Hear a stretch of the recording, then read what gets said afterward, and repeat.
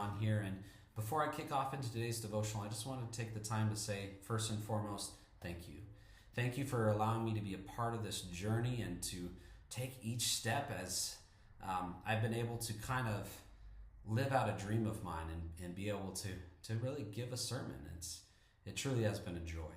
And thank you for being welcoming and all that you've done to make me feel like this is indeed my home. So then as we shift to today's devotion, we've looked already this week. Monday we looked at how God is love. Tuesday we looked at how God is my provision. Wednesday we talked about how God is with me and that he is relational.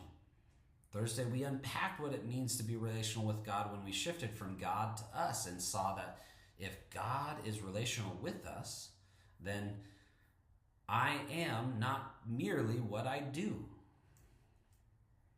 Indeed, we talked about our identity. We came to that truth again that I am who God made me to be.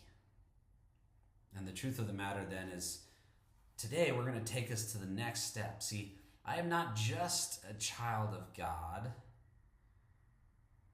or another way that you could say it is, I am not just a Christian, because who I am should affect what I do. So, in other words, if we're going to define what it means to be a Christian and grow in our goal, which is to be like Christ, we must look to him to see how we should behave.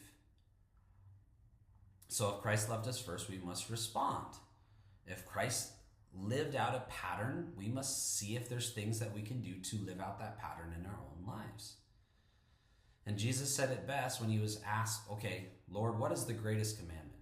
He quotes Deuteronomy 6:5 in both Matthew and Luke. And right now I'm going to read from the Matthew passage.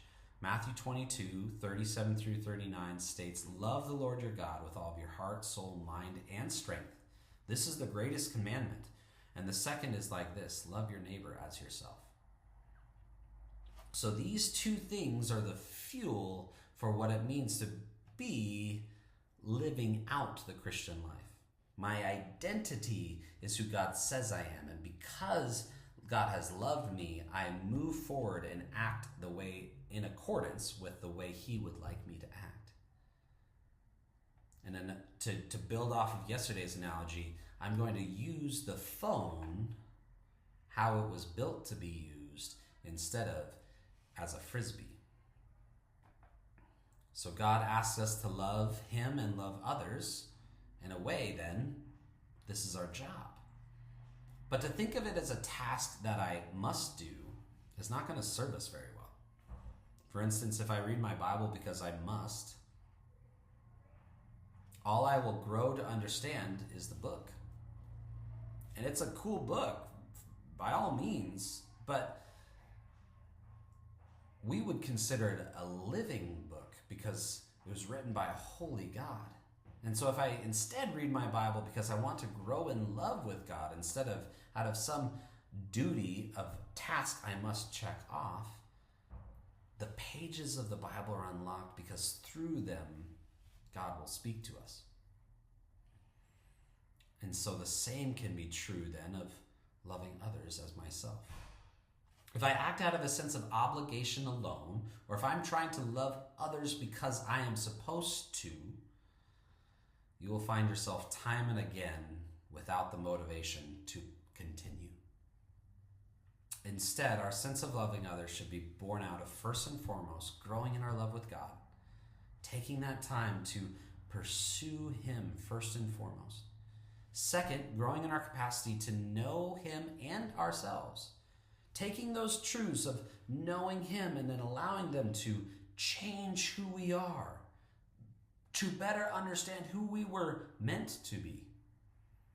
Then third, we can turn that bountiful, overflowing blessing of loving God and change self to loving others as God has loved us and as others have loved us. Because along the way, it's almost guaranteed that others will be a part of your Christian journey.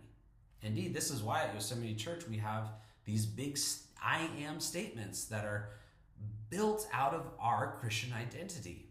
I am loved. I am loving. I am a disciple. I am a mentor. And the final one, I am a missionary. Each one serves as a point of reference for a person and their journey with the Lord. And so when we say I am loved, this is how we come to realize the Lord is primarily giving to us. Therefore, if I am loving, I should look elsewhere and say, okay, how can I love others? And I am a disciple. I should first and foremost seek to understand all that the world is and how the Bible informs it and how God has built this universe for us.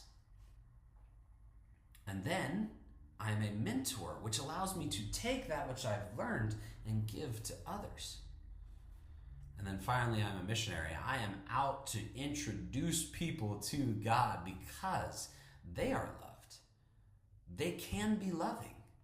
They can be disciples and a mentor all their own, and then they can go and be a missionary. Each one, again, is a point for a person on their journey with the Lord. So, I strongly encourage everybody to take some practical steps to apply this to your lives. Perhaps if you're new to the faith or new to the church, one of the very easy things that you can do is join a small group. Not because it's the right thing to do, right? Because if it is just a task to accomplish, then it's awkwardly just going and hang out with people. But if the Lord is in it, and if really this opportunity serves you well, what it can be is that this is where you can go to get the help you need to build Christian community around you, so that when those questions come, because invariably they will, you have a place to go with a connection to people that you know to ask those questions safely. And likewise, for those people who have been Christians for a while, I would encourage you to think about how you this week are giving back. Now, that doesn't mean I'm asking you to add to your plate if you've already got multiple small groups and all these things, but perhaps take that time to allow the Lord to speak into your life about those opportunities that you're already participating in, or opportunities that you do have time to participate in that won't be overly burdening to you, so that they can become, again, a joy instead of a task to accomplish. Because ultimately, that is what we are doing when we live out the Christian life. We are loving because we are loved. We are discipling because we were discipled. We are mentoring because we were mentored. We try to save others because ultimately the Lord saved us, and we want Him to know them. This week has been a wonderful week for me, and I pray that it's been the same for you. And I can't wait to do this whole journey again. Bless you all. Have a wonderful day.